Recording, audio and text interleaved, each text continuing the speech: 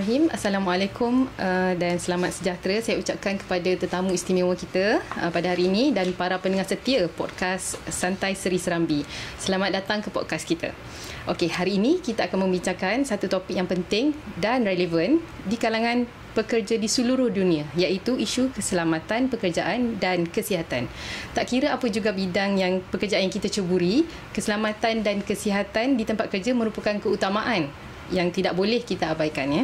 Okey, sebelum untuk makluman para pendengar semua, podcast ini merupakan salah satu platform perbincangan santai yang boleh memberi informasi, menyuntik inspirasi pada masa yang sama menjadi hala telinga kepada semua pendengar. Okey, untuk makluman semua, hari ini sudah pasti saya bukan keseorangan, saya bersama seorang tetamu istimewa. Di hari ini saya ambil kesempatan ni lah nak ucapkan terima kasih banyak-banyak kepada tetamu istimewa kita sebab sudi terima jemputan podcast Seri Serambi siri ketiga untuk tahun ini, ya. Okey, untuk makluman para pendengar semua, hari ini saya bawakan seorang orang nombor satu lah, pejabat kesihatan daerah Kelang, iaitu tidak lain tidak bukan yang berusaha Dr. Noria binti Ismail, iaitu merupakan seorang pakar perubatan perunding kesihatan awam dan juga merupakan pegawai kesihatan daerah di pejabat kesihatan daerah lah. So duduk di sebelah doktor ni kita rasa kerdil, ya, sebab dia orang nombor satu lah dekat pejabat kesihatan daerah Kelang tu. Okey, apa khabar doktor? Assalamualaikum warahmatullahi wabarakatuh. Waalaikumsalam. Terima kasih Puan Zul. Ya, sama. Okey. Saya juga mengucapkan terima kasih kepada segmen Santai Seri Serambi kerana memberi peluang dan memilih saya untuk menjadi tetamu jemputan pada episod pada kali ini. Dan alhamdulillah diberi kesihatan yang baik dan untuk bersama dengan Puan Zuhaira dan juga para pendengar bagi perkongsian podcast kita pada hari ini. Dan saya rasa tidak begitu terlambatlah untuk saya mengucapkan selamat Hari Raya Aidilfitri dan maaf zahir dan batin daripada saya. Ya, betul. Baik. Saya pun lupa nak sebut tentang itulah, tapi kita wakilkan dengan doktor sajalah tadi, ya, untuk salam Aidilfitri tu. Okey, baik doktor. So, untuk pengetahuan semua, tajuk podcast kita pada kali ini adalah My Perfect J. Mungkin ramai yang tertanya-tanya, apa itu My Perfect J? So, adakah yang dalam di kalangan para pendengar yang tahu apakah J yang kita maksudkan? Okey, untuk pengetahuan semua, J yang kita maksudkan di sini bukan Joran, bukan Julia. Tapi J yang kita maksudkan kat sini adalah job. So, insya-Allah kita akan bersama-sama dengan tetamu istimewa kita untuk mengupas apa itu My Perfect Job. Boleh doktor, ya? InsyaAllah. Okey. So basically keselamatan di tempat kerja bukan hanya mengelakkan kemalangan tetapi juga melibatkan kesejahteraan mental dan fizikal para pekerja. So dalam episod kali ini kita akan mengupas apa itu keselamatan pekerjaan, mengapa ia penting, bagaimana organisasi boleh memastikan para pekerja berada dalam persekitaran pekerjaan yang selamat. Okey doktor, mungkin untuk permulaan ini kita mulakan dahulu dengan definisi ringkas apakah keselamatan pekerjaan dan apa sebenarnya keselamatan pekerjaan ini. Okey, terima kasih Puan Zul.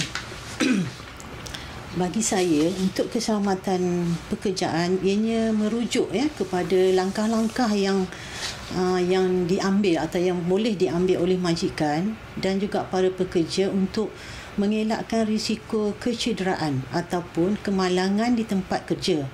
Ianya melibatkan kesedaran bahaya di tempat kerja dan memastikan semua pekerja dilatih untuk menangani situasi yang berbahaya. Ia juga termasuk perlindungan terhadap kesihatan mental dan juga emosi pekerja. Ya, ia tidak hanya mengelak daripada kecacatan ataupun kecederaan fizikal, ya. Yang penting adalah mental dan emosi sebab ketiga-tiganya yang akan menggerakkan sesuatu organisasi tersebut.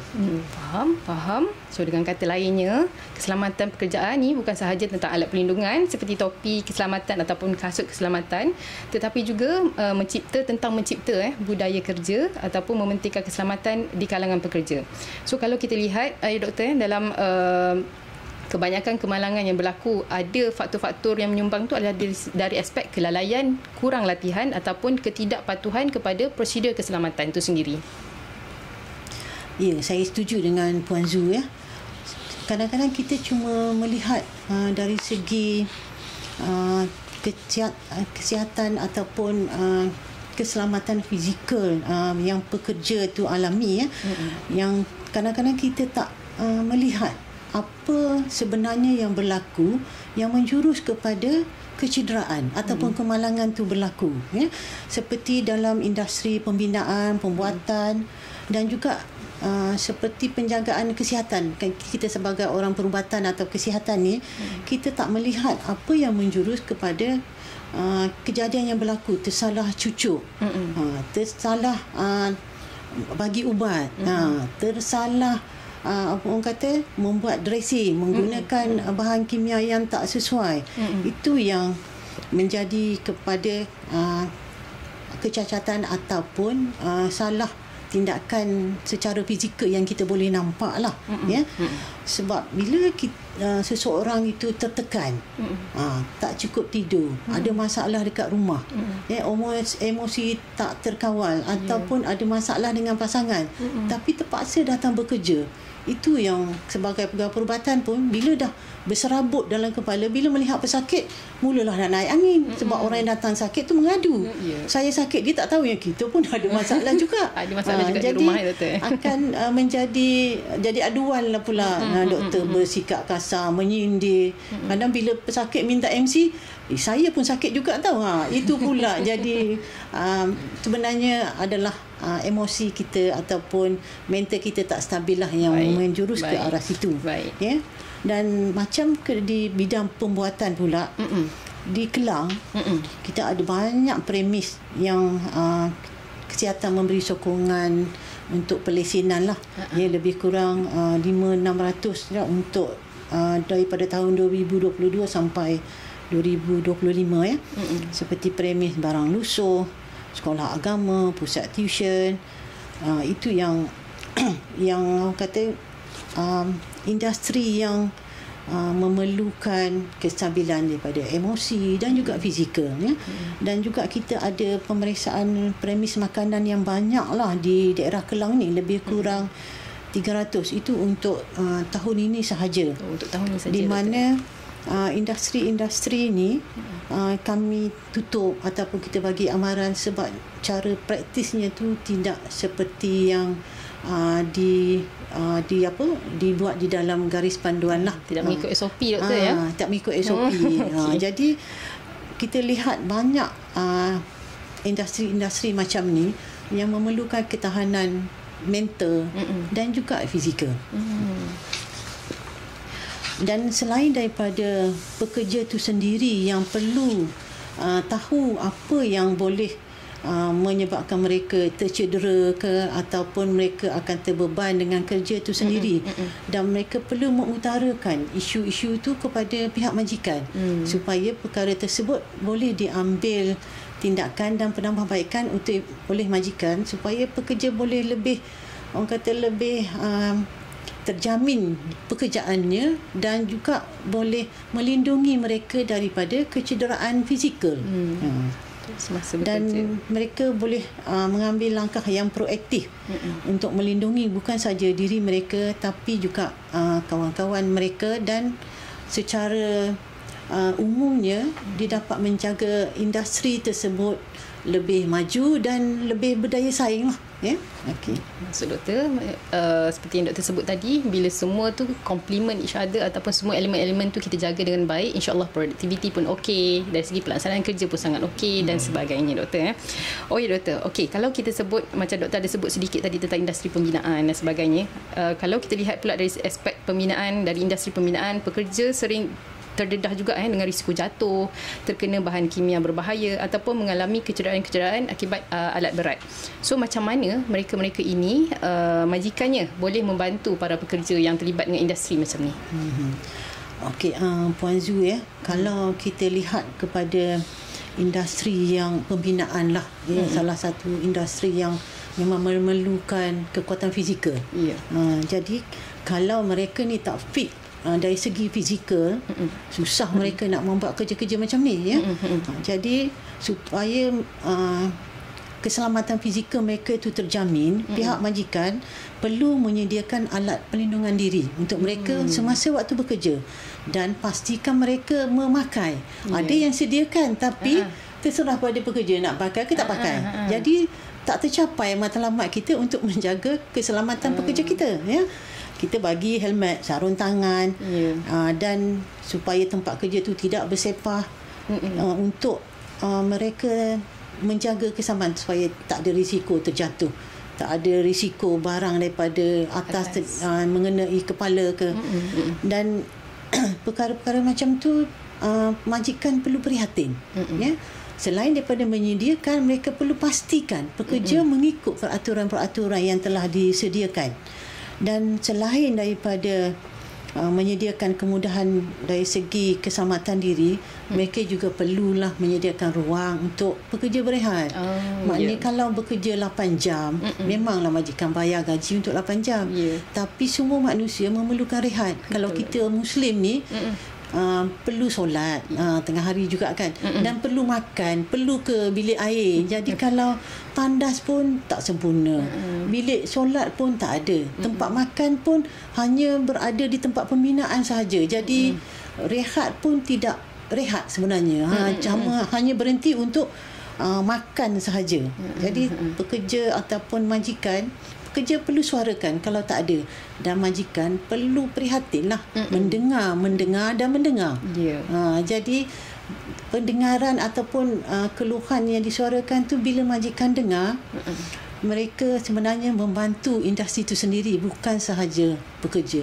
Kalau satu pekerja tercedera, bukan saja kehilangan pekerja yang mahir ataupun yang tak mahir, tapi perlu menanggung kos rawatan, kos perubatan, dan lain-lain tuntutan yang pekerja akan claim dengan majikan. Yes, betul. Okay, betul tu doktor. So saya suka quote and quote apa yang doktor sebut tadi. Majikan perlu mendengar dan mendengar. So dah macam bidang kuasa ataupun kami sebagai pegawai psikologi pun itulah yang kami buat doktor. Mendengar dan mendengar. Okey, baik doktor. So kalau kita lihat dalam beberapa industri lain pula doktor, dari aspek pengurusan ataupun perkhidmatan pelanggan, tekanan mental dan bebanan kerja juga tinggi sebenarnya, dan memberi impak kepada kesihatan pekerja itu sendiri. So kita sering dengar doktor tentang isu-isu burnout yang berlaku apabila pekerja terlalu tertekan dan tidak dapat menguruskan tekanan di tempat kerja dengan baik. Okey, salah satu tekanan dari segi mental adalah burnout lah, ya. Maknanya tidak mendapat rehat yang cukup. Kalau di hospital lah contohnya, setiap setiap anggota ada shift dia lah, 8 jam. Maknanya besok baru kerja lagi 8 jam. Ada yang disebabkan tak cukup anggota, kita paksa rela anggota kita untuk bekerja double shift. Itu disebut double shift tu doktor. Double shift. Kalau mungkin 1 atau 2 hari sahaja double shift, staff kita boleh lagi lah. Tapi kalau dah seminggu asyik double shift, mana masa dia untuk diri sendiri, untuk keluarga, untuk pasangan, Jadi kalau dalam keadaan yang burn out tu pun bukan saja anggota tu stres, ahli keluarga mereka pun stres. Jadi kena ada ruang. Walaupun pekerja tu, kadang pekerja ni dia nak double shift tu sebab untuk pendapatan, tapi kita sebagai majikan perlu kawal. Sebab mungkin untuk 1 bulan dia boleh lagi, lepas tu dia dah tak boleh nak melakukan kerja tu dengan sempurna. Ada yang ambil jalan singkat. Kalau nak buat dressing tu cincai sajalah. Sebab mental dah penat. Sebab kita sebagai manusia, kita perlu rehat. Kita bukan mesin. Mesin pun rosak. Betul. Kalau orang 24 hours doktor kalau 24 jam ataupun double shift pun dah lebih daripada 8 jam satu hari. Jadi output yang kita dapat tu, kualiti kerja dah tak ada lah. Yang macam contoh semasa pandemik COVID, kita dapat pandemik COVID yang satu dunia pun alami. Masa tu di kesihatan lah ataupun hospital terpaksa membuat lebih pada double shift, triple shift, 24 jam tak balik rumah pun ada. Tapi itu keadaan pandemik yang memang tak boleh nak kata tak boleh ni elak lah, dan tak kita melawan benda yang kita tak nampak, benda tak jangka jadi pun. Hanya Allah saja yang boleh membantu kita masa tu. Jadi ada yang terkorban lah, ada staff kita yang terkorban, ada yang ahli keluarga pun terkorban sebab anak ataupun Pak ni dekat tempat kerja, anak dekat rumah dapat jangkitan, tak sempat nak bawa ke hospital. Dan ada yang menjadi yatim piatu pun ada. Anak-anak anak-anak saja yang ada, ibu bapa meninggal, walaupun staf kesihatan sendiri. Jadi burn out ni kita kena lihatlah, di zaman yang kita bukan pandemik ni, kita kena table out balik, tengok balik jadual perancangan untuk anggota kita bekerja. Kalau dalam seminggu Sabtu Ahad pun nak buat OT, pada saya hadkan mesti ada work life balance. Sabtu boleh kerja, Ahad tak boleh kerja OT. Atau Ahad nak buat OT, hari Sabtu saya tak benarkan bekerja.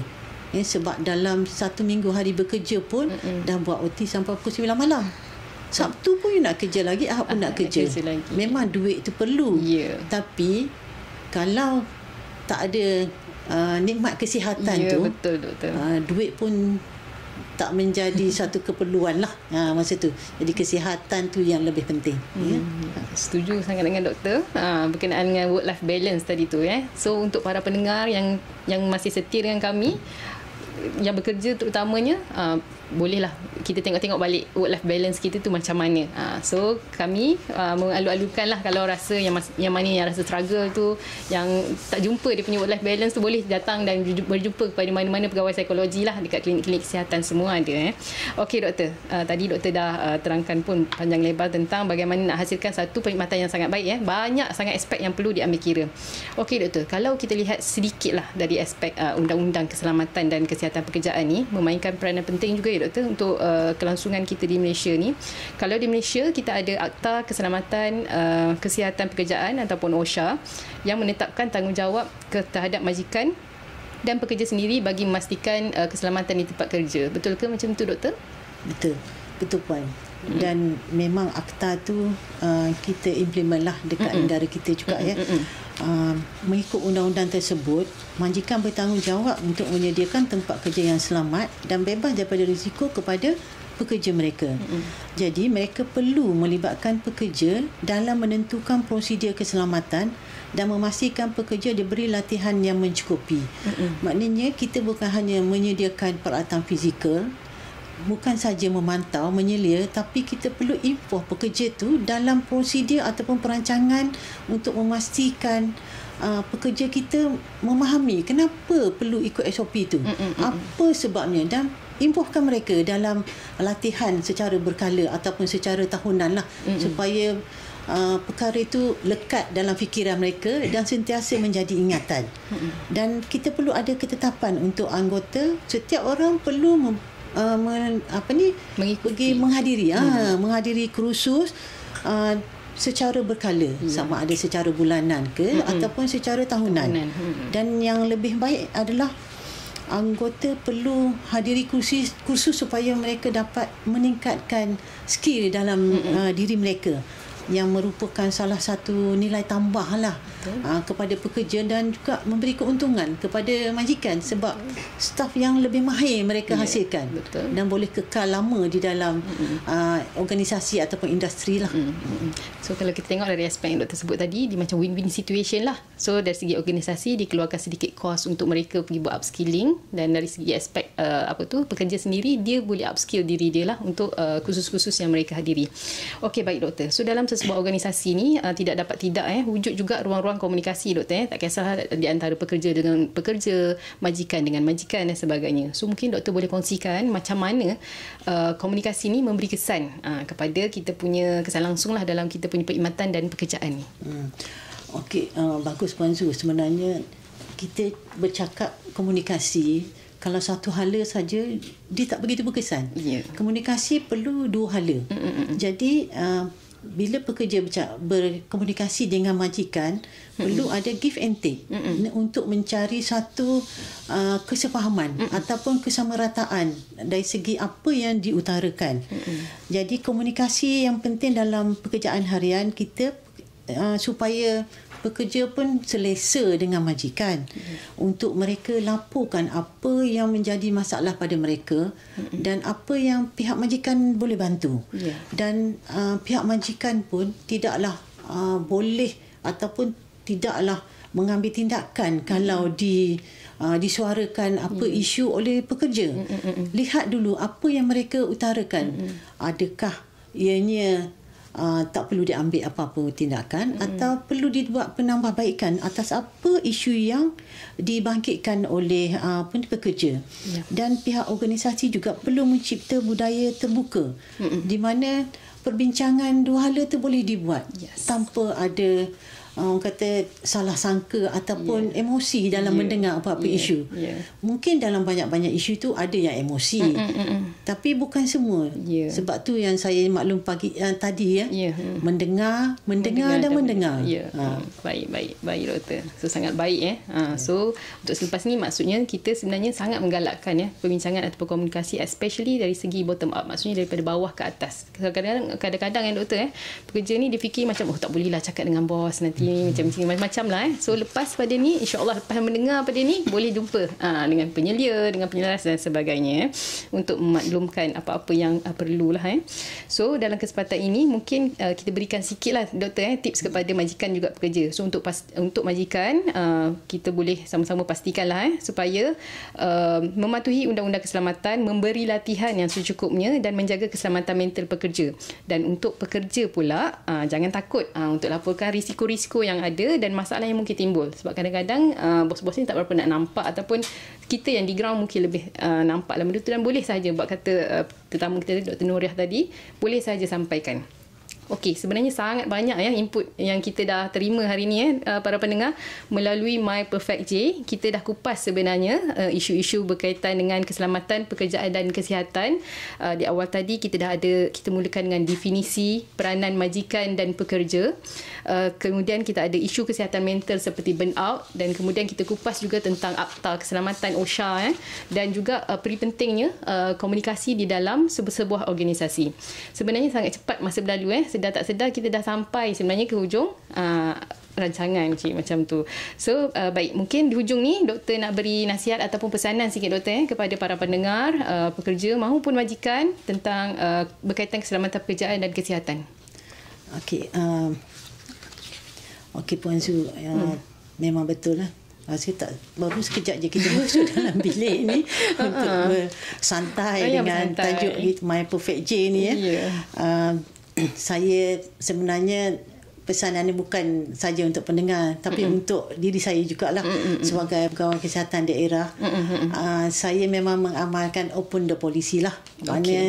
Mana-mana kategori anggota yang nak berjumpa dengan saya tak menjadi masalah. Benda ada isu boleh bincang dengan saya. Kalau segan nak berjumpa dengan saya, boleh bawa kawan ke ataupun bawa penyelia ke untuk kita mengambil jalan penyelesaian yang baik untuk semua. Dan selain daripada open door policy, saya rasa pada saya jugalah, saya perlu ada waktu mungkin 6 bulan sekali ke ataupun 4 bulan sekali ke adakan macam town hall bersama dengan anggota. Jadi apa-apa isu kita boleh bincang semasa town hall tersebut. Jadi pekerja rasa yang ada yang segan, yang malu tu masa town hall tu tak nak bercakap secara terus verbal ke, boleh tulis nota untuk pihak pengurusan tertinggi ataupun pengurusan pentadbiran melihat apa isu yang mereka nak bangkitkan. Apa yang kami boleh selesaikan, kita selesaikan peringkat daerah. Kalau tidak, saya akan bawa kepada peringkat negeri atau peringkat yang lebih tinggi. Jadi untuk semua apa-apa isu, kita jangan mudah melompat. InsyaAllah setiap perkara kita boleh selesaikan dengan berbincang, berkomunikasi, sama ada dalam grup ke ataupun secara perseorangan. Jadi itu adalah apa ni orang kata sebagai tip kita lah untuk memastikan organisasi kita tu tetap utuh, dan juga supaya pekerja kita suka untuk datang bekerja. Bukan rasa tertekan terpaksa datang kerja sebab nak dapat gaji, sebab nak ada tujuan selain daripada itulah. Jadi bila kita rasa happy atau seronok untuk datang kerja, hasilnya lebih baik. Itu yang penting kita sebagai pekerja dan juga sebagai majikan. Okey, baik. Terbaik Doktor. So macam tadi Dr. Noriah ada sebut berkenaan open door policy. Untuk Dr. Noriah lah. So lepas ni untuk semua mungkin ada staff-staff PKD Klein menonton ni boleh datang dan berjumpa dengan doktor insya-Allah. So yang lain selain yang doktor sebut tadi, kalau boleh saya rangkumkan sikit doktor sebut tentang motivasi bekerja. So kalau kita punya tempat kerja tu seronok, penyedia seronok, maksudnya memudahkan kita dan sebagainya, pekerja pun memudahkan kerja-kerja penyelia. So kita punya surrounding pekerjaan tu akan jadi sangat harmoni dan kita pun seronok tempat kerja. So productivity, perkhidmatan semua akan lebih cemerlang dan cemerlang lah, insya-Allah. Sebab kata doktor tadi, tak ada apa yang mustahil sebenarnya. Insya-Allah jangan melompat, dia kata jangan melompat. Insya-Allah boleh diselesaikan. Okey, baik doktor Alhamdulillah, terima kasih sekali lagi saya ucapkan kepada yang berbahagia Dr. Noriah binti Ismail yang merupakan pakar perubatan perunding kesihatan awam dan juga merupakan pegawai kesihatan daerah, pejabat kesihatan daerah Kelang, atas perkongsian yang sangat-sangat bermanfaat lah pada saya. Okey, terima kasih kepada semua yang mendengar. Jangan lupa untuk terus mendengar podcast kami untuk topik-topik yang lebih menarik dan bermanfaat di masa akan datang. Salam sayangi diri, saya Zuhairah. Jaga keselamatan, patuhi peraturan, pastikan kita semua bekerja dengan selamat. Assalamualaikum warahmatullahi wabarakatuh dan jumpa lagi.